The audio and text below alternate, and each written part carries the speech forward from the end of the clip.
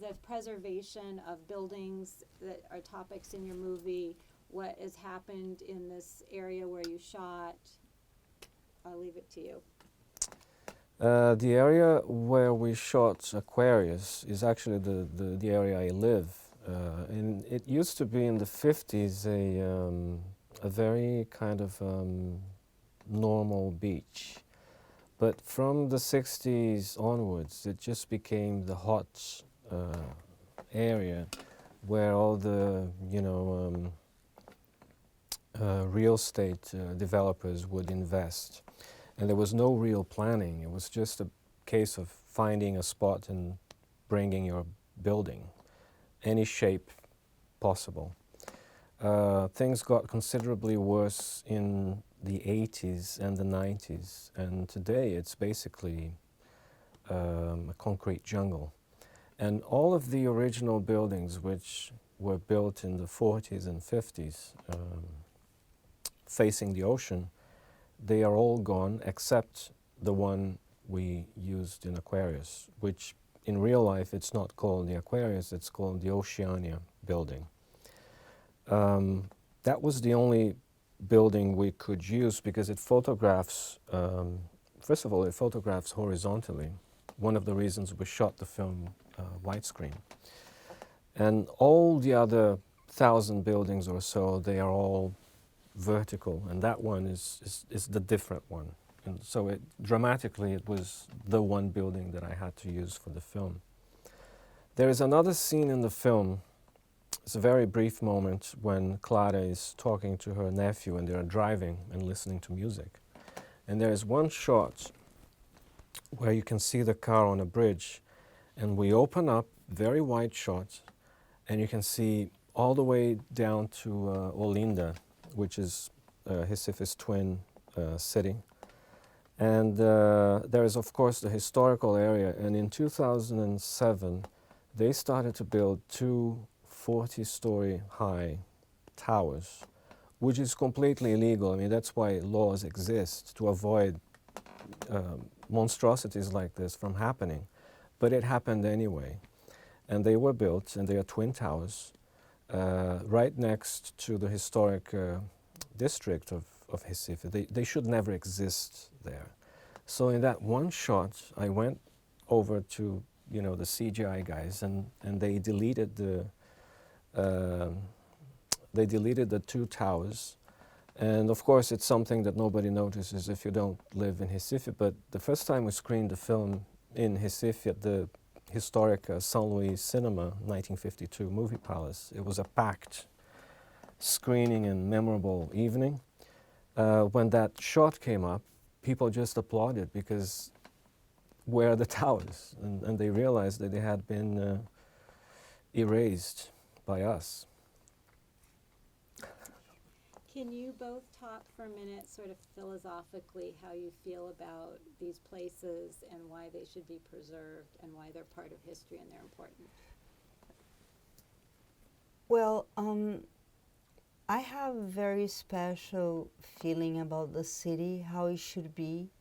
I even think about cars, every time that you build a tower, for every apartment sometimes there are 5 spaces in the garage. So it's a mind concept that to me doesn't exist really. My house in Brazil is in Niterói. It's a house from 1913. It's preserved. And that's the way I think it's more human, where you get out of your house and you go and talk to your neighbor, and you have kind of talking, people don't talk anymore, so they go to the shopping malls and they have a artificial life. So when I went to do the film in Recife, I want really to be the closest possible to the where we're going to shoot. In the case was the building, and the only place they had and they put me in was the building next to the house, the little apartment, and it was like 17th floor. And from the 17th floor, I could see that house over there. It is like a hole You know, it's like all those huge buildings and this little house over there looks like, you know, suffocated, really wanting to breathe a little bit and can't. And when you look at the beach, you know, as the sunset goes, and it's not even sunset, in the middle of the day, you see the shade of the buildings in the sand going all the way to the oceans. So people are crowded, you know, in the little rays of the sun to get a little bit of vitamin D. So we don't get vitamin D anymore in the cities because we're suffocated by cars, gases, and the buildings, no control anymore. So to me, there was a period, you know, that was developed in the, you know, coming from the colonial in Brazil to the Art Deco. And if you walk around like Rio de Janeiro, for instance, you find the most beautiful Art Deco buildings. And in Rio de Janeiro, they have a mind very strange that instead of preserving the downtown, they have the most beautiful buildings downtown. But instead of getting that downtown going, putting like movie theaters, a lot of beautiful movie theaters gone, disappeared, Art Deco and before Art Deco even. So they have the concept that they would go and do another city next to that, Barra da Tijuca, where they go into the cars and go into that city, and they knew that they knew they were building a city, and they didn't even have the idea to put the subway underneath, you know, because people have to go and work there. But not long ago, I bought an apartment downtown Rio de Janeiro, next to the municipal theater that's so beautiful in Cinelândia. Cinelândia was where the movie theaters used to be. There is one there still, Art Deco, called Orion, and it's very beautiful. And when I got this apartment, I go, oh my God, this is so precious. And then I was so criticized because I did that. So because I wasn't going too much to Brazil, I unfortunately sold the apartment. But anyway, it's a way of thinking, and I think not many people want to think about that. They are avoiding the thought of a preservation, because with that also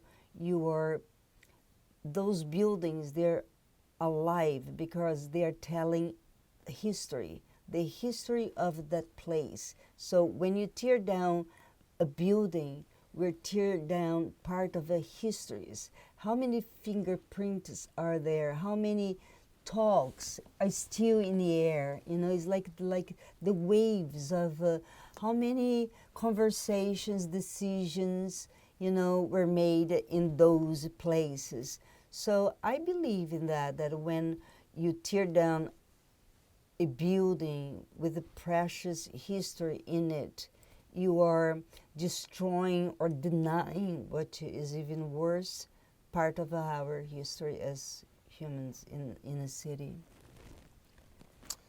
One thing that made me think a lot about the way that Aquarius is being received all over, and is something that people truly identify with the film, and it really starts in my own city, Recife, which is the downtown area of the city, and it's a worldwide phenomenon, of course. It happened everywhere.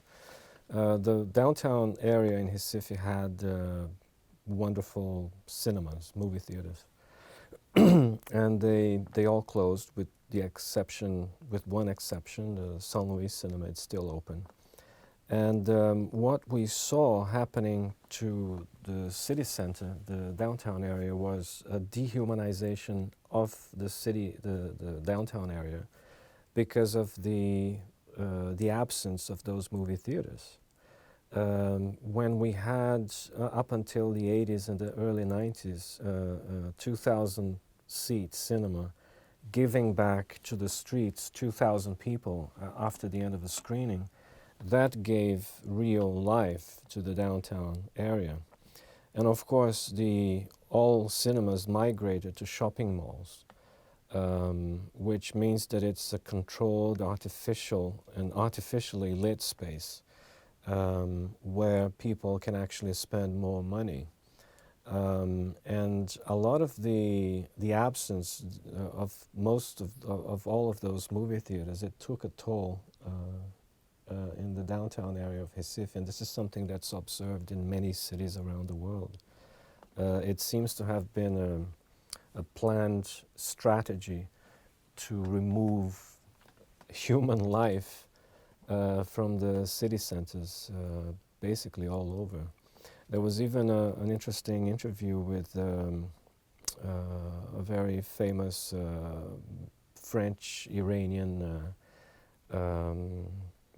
producer and exhibitor, Karmitz, and he discussed this at length recently in Le Monde, in the French newspaper, how cinema sucked out the life of, the absence of cinema sucked out the life of city centers.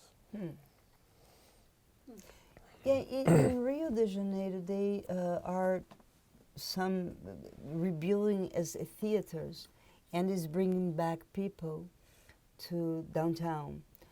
But my dream was like, why don't you live downtown? You know, why do you have to go downtown and go back to a terrible neighborhood? I think is like in Rio, Barra da Tijuca, driving. So I can still see that it can still be saved. I think I do think I'm talking more what about I know that's Rio, you know, like the Cinelandia where I got my apartment, and it was where it is magnificent, the theater, and they have some buildings like it's a library, and there's a bakery. It's a very old bakery from the 1800s maybe. So I still hope that someone will come up with the idea of making downtown a downtown that we don't have in Rio de Janeiro. And there is a tour, I think, in Brazil, in Rio, the tour of the Art Deco buildings. One of them is in the Copacabana. Is a teeny little building. It's like two round, it's Art Deco. It's a two round faces like this. That's where Niemeyer used to have his office. It's very, very beautiful. And if you walk downtown, you're gonna see one after another. And very precious.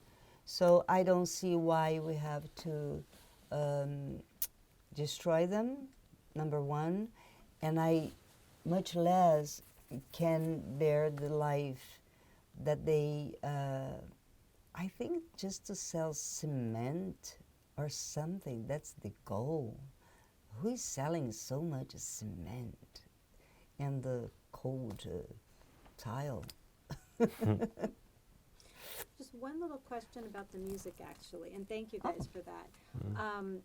The song that you share with your nephew's girlfriend, can you guys talk about the significance of that song?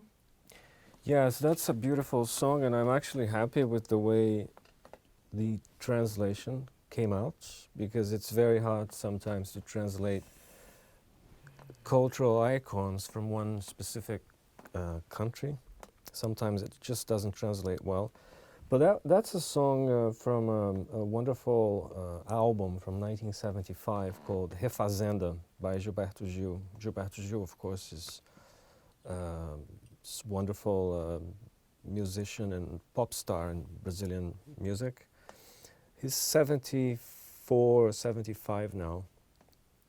And that particular song he wrote for his parents because he heard, or he had a conversation with his father and his mother, because he was very young at the time, and he was seen kissing a man. So he wrote this beautiful song for his parents, basically to explain them that he kisses men or women the way he kisses them as parents. So it's a very moving piece from a very specific time in Brazilian history. Of course, we at the time dictatorship was quite strong. The morals were very conservative, and of course his generation, and of course Sonia's generation, really had to do transgressive things just to feel free. And that song, I think, is a wonderful piece of transgression and very loving. And it's not the kind of song that you would expect from a very young girl to know.